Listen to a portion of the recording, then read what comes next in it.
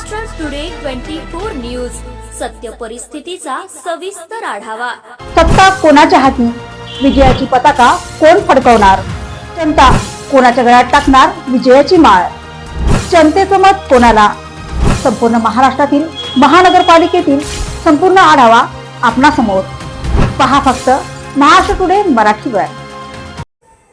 शेवगाव तालुक्यात तांदळाचा काळा बाजार तेजीत, प्रशासनाच्या भूमिकेवर प्रश्नचिन्ह।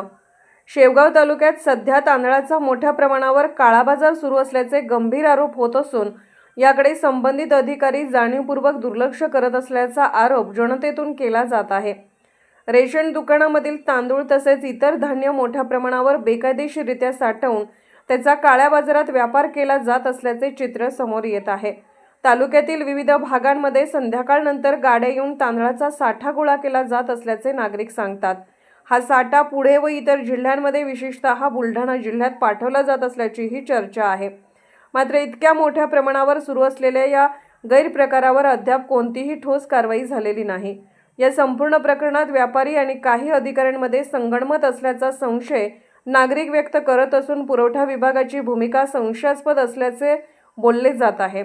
सर्वसामान्य नागरिकांना मिळणाऱ्या रेशनच्या धान्याची अशा प्रकारे अवैध विक्री होत असल्याने गरजू लोकांवर अन्याय होत आहे। या गंभीर प्रकाराची तातडीने चौकशी करून दोषींवर कठोर कारवाई करावी अशी जोरदार मागणी नागरिकांमधून होत आहे। प्रशासनाने याकडे दुर्लक्ष न करता तात्काळ पावले उचलावीत अशी अपेक्षा व्यक्त केली जात आहे। महाराष्ट्र टुडे मराठीसाठी ब्युरो रिपोर्ट रवींद्र उगलमुगले, शेवगाव, अहिल्यानगर।